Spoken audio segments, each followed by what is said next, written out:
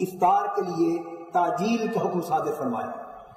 حضور صلی اللہ علیہ وسلم ارشاد فرماتے لا یزال الناس بخیر الا ما اجل الفطر، کہ میری امت کے لوگ اس وقت تک نیکی اور بھلائی پر قائم رہیں گے جب تک وہ افطار میں جلدی کریں، جب تک افطار جلدی کرتے رہیں گے اس وقت تک نیکی کا دامن ان کے ہاتھ سے نہیں چھوٹے گا۔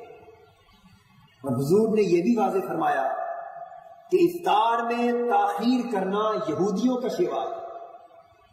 حدیث پاک میں ہے، بخاری اور مسلم میں احادیث آتی کہ یہودی افطار کے لیے ستاروں کے نظر آنے کا انتظار کرتے، ستاروں کا انتظار کرتے، جب آسمان پر ستارے چمکنے لگتے ہیں تو یہودی تب افطار کرتے ہیں۔ اور اس کے برعکس حضور نے فرمایا کہ تم ستاروں کا انتظار نہ کیا کرو۔ جب مغرب میں حضور اشارہ فرما رہے ہیں، حضور کا ایک ہاتھ مغرب کی سمت میں تھا، ایک ہاتھ مشرق کی سمت میں تھا، میرے آقا فرما رہے تھے جب اس سمت سورج ڈوب جائے اور اس سمت رات کی تاریکی شروع ہونے لگے تو تم روزہ افطار کر لیا کرو۔ تو گویا حضور نے تاجیل کا حکم بھی صادر فرما دیا، دیر سے روزہ افطار کرنے کی ممانعت بھی واضح فرما دی، اور تاجیل اور تاخیر کا فرق بھی متعین فرما دیا۔ اب یہاں یہ واضح کروں، حضور کی یہ بھی سنت تھی کہ حضور ہمیشہ مغرب کی نماز سے پہلے اپنا روزہ افطار فرمایا کرتے تھے، نماز مغرب سے پہلے حضور روزہ افطار فرماتے تھے۔ لیکن یہ بھی واضح کرتا چلوں کہ سیدنا فاروق اعظم رضی اللہ تعالی عنہ اور بعض دیگر صحابہ کا یہ معمول بھی منقول ہے احادیث میں کہ وہ نماز مغرب کی یعنی فرض مغرب کے پڑھ کے بعد میں روزہ افطار کیا کرتے تھے۔ سیدنا فاروق اعظم کا اور بعض دیگر صحابہ کا مغرب کی نماز یعنی فرض ادا کرنے کے بعد روزے کی افطاری منقول ہے، اور حضور کا معمول مغرب سے پہلے روزہ افطار کرنے کا منقول ہے۔ اور یہ بھی یاد رکھیے کہ حضور کے صحابہ کا کوئی عمل حضور کے ارشاد اور عمل کی روح کے خلاف نہیں ہو سکتا۔ تو اس سے یہ ثابت ہو گیا کہ نماز سے پہلے روزہ افطار کرنا افضل ہے، مغرب کی نماز سے پہلے روزہ افطار کرنا افضل ہے، کیونکہ یہ حضور کی سنت ہے، اور مغرب کے فرض پڑھنے کے بعد روزہ افطار کرنا جائز ہے، کیونکہ یہ صحابہ کرام کے عمل سے بھی ثابت ہے۔ اب میں نقطہ یہ واضح کر رہا ہوں، بدقسمتی سے ہمارے ہاں چھوٹی چھوٹی باتوں پہ جھگڑے ہوتے، چھوٹی چھوٹی باتوں پہ یہ بد نصیب امت دست و گریباں ہوتی، چھوٹی چھوٹی باتوں پہ ان کے ہاں ایمان اور کفر کا مسئلہ کھڑا ہو جاتا ہے، چھوٹے چھوٹے اختلافات پر یہ مومن اور کافر بننا شروع ہو جاتے ہیں۔ ان میں سے یہ تاجیل اور تاخیر کا مسئلہ بھی ہے۔ آپ اپنی مساجد میں بعض اوقات یہ معمول دیکھتے کہ تاجیل اور تاخیر کے تعین پر جھگڑے ہوتے، لیکن یہ نادان لوگ اس بات کو فراموش کر دیتے کہ تاجیل سے مراد یہ نہیں کہ سورج کی ٹکیا ادھر غروب ہوئی اور اسی لمحے افطار کا حکم ہے، اگر 2 منٹ بھی تاخیر ہو گئی تو معاذ اللہ کوئی دیر یا ناجائز یا گناہ ہو جائے گا۔ تاجیل افطار کا یہ معنی ہرگز نہیں۔ اس تصور کو اچھی طرح ذہن نشین کر لیجئے، 2 4 5 منٹ اگر غروب سے دیر بھی ہو جائے افطار میں تو اس 2 4 5 منٹ کی تاخیر سے افطار کی تاجیل کا حکم متاثر نہیں ہوتا، پھر بھی حضور کا حکم جلدی روزہ افطار کرنے کا باقی رہتا، کیونکہ حضور نے تاجیل کا یعنی روزہ جلدی افطار کرنے کا مفہوم خود واضح فرما دیا، جس امر کی وضاحت تاجدار کائنات صلی اللہ علیہ وسلم خود اپنی زبان مبارک سے کر چکے ہو، اس وضاحت کے بعد کسی اور شخص کو مزید توضیح کرنے یا احکام کے متعین کرنے کا کوئی حق حاصل نہیں ہوتا۔ روزہ جلدی افطار کرنے کا حکم دینے والے بھی آقا دو جہاں ہیں، دیر سے افطار نہ کرنے کا حکم دینے والے بھی آقا دو جہاں ہیں۔ آئیے حضور سے ہی پوچھتے ہیں، آقا جلدی افطار کرنے کا معنی کیا ہے اور دیر سے افطار کرنے کا معنی کیا ہے؟ حضور نے فرمایا کہ میرے نزدیک دیر سے افطار کرنے کا معنی یہ ہے کہ تاروں کے نکلنے کا انتظار کیا جائے اور روزہ افطار نہ کیا جائے. تارے نکلنے پر اگر روزہ افطار کریں تو یہ تاخیر ہوگی، تاجیل افطار کی خلاف ورزی ہوگی اور یہودیوں کی پیروی ہوگی. اور اگر تاروں کے نکلنے کا انتظار کرنے سے پہلے آپ افطار کر لیں تو کوئی 2 منٹ پہلے کر لے یا کوئی 2 منٹ بعد، یہ سارے احکام تاجیل کے ضمن میں آتے ہیں، یہ تاخیر کے ضمن میں نہیں آتے. لہذا ان باتوں پہ الجھاؤ خود نبی اکرم صلی اللہ علیہ وسلم کے ارشاد کی روشنی میں دور ہو گیا.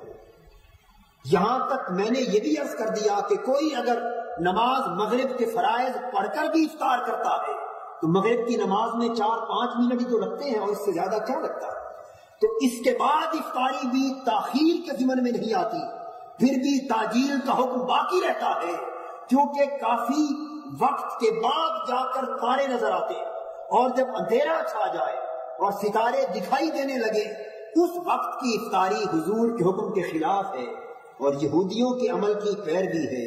لیکن اس سے پہلے جتنا جلد افطار کر لے یہ فضیلت کی بات ہے.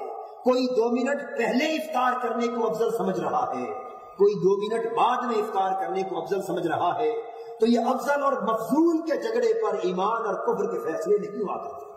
حضور کے معمولات میں سے یہ بھی تھا کہ حضور اکثر و بیشتر کھجور سے روزہ افطار فرماتے. میرے آقا نے فرمایا کہ روزہ افطار کیا کرو بے شک ایک کھجور کے ساتھ، اور کسی کو ایک کھجور بھی میسر نہ ہو تو پانی کے گھونٹ سے افطار کر لیا کرو.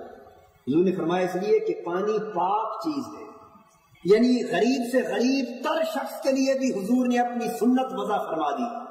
کوئی شخص افطاری کے وقت پھلوں کا اہتمام نہیں کر سکتا، مختلف پھل، مختلف قسم کے متنوع کھانے، دسترخوان پر مختلف انواع و اقسام کے پھل اور کھانے بچھا نہیں سکتا، تو کسی غریب کی نظر اس پھل کو دیکھ کر پریشان نہ ہو، وہ پانی کے گھونٹ سے بھی افطار کرتا ہے تو یہ بھی میرے آقا کی سنت ہی پہ عمل کر رہا ہے.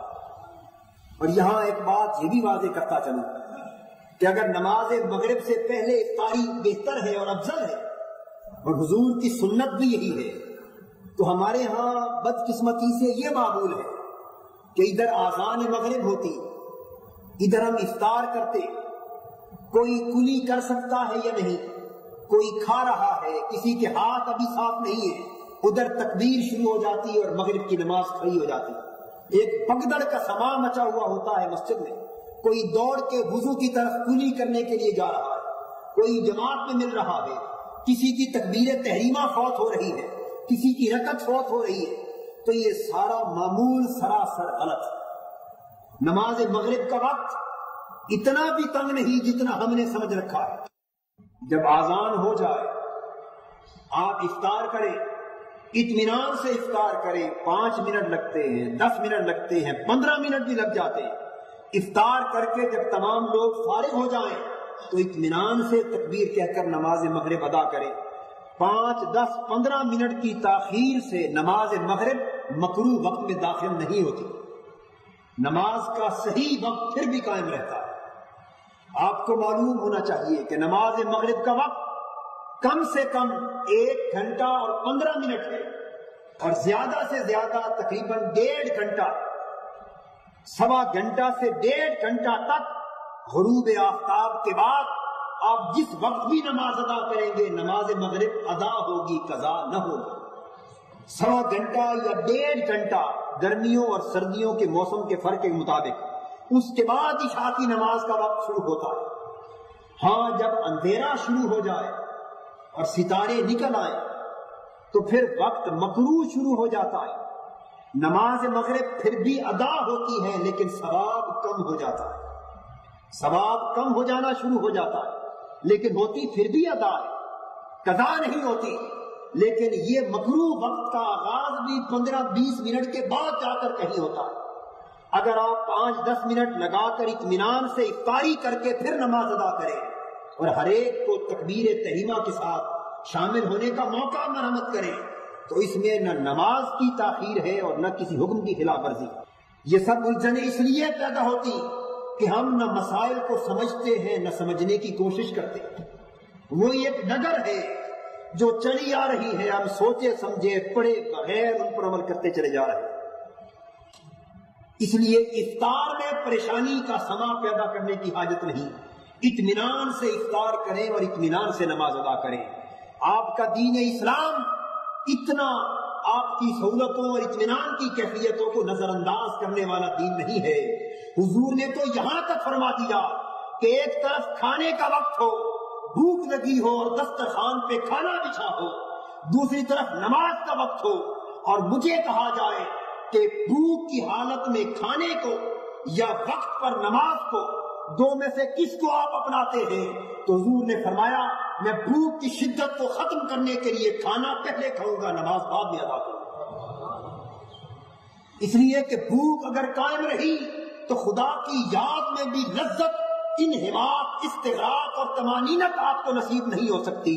نماز تو مومن کی معراج ہے، نماز تو وہ نماز ہے کہ آپ دنیا و ما فیہا کے تصورات سے بے نیاز ہو کر خدا کے حضور میں اس طرح کھڑے ہو کہ پھر خود فراموشی کا وہ عالم طاری ہو کہ صرف خدا ہی نظر آ رہا ہو، اور انسان حالت نماز میں خدا سے ہم کلام، ایک طرف آپ کو اپنے کھانے کی یاد ستا رہی ہے، بھوک کی شدت آپ کے ذہن کو کھانے کی طرف لے جا رہی ہے، اور بھوک کی شدت کے باعث آپ جلدی جلدی نماز کی رکعتیں ادا کر رہے ہیں، تو کھانا بھی وقت کا ضائع ہوا اور خدا کی عبادت بھی آپ نے ضائع کر ڈالی۔ اگر نماز قضا نہ ہو رہی ہو تو بھوک پہلے مٹا لے، پیٹ کے دندے سے فارغ ہو جائے، اس لیے کہ شیطان اللہ کی راہ پر بھی پیٹ کے تصور سے حملہ آور ہوا کرتا ہے۔ یہ جتنی حرام خوری کی راہیں ہیں، یہ پیٹ کا شیطان آپ کو حرام خوری کی راہ پہ لے جاتا ہے۔ یہ بھوک اور غربت اور افلاس کے احوال کو بچانے کے لیے رزق حرام کی طرف بھی آپ بڑھتے ہیں۔ آپ رزق کی خاطر نماز کی حالت میں بھی پریشان رہتے ہیں، اس لیے جب تک اس فکر اور اس پریشانی کا ازالہ نہ ہو جائے اس وقت تک عبادت کی مطلوبہ لذت بھی نصیب نہیں ہو سکتی۔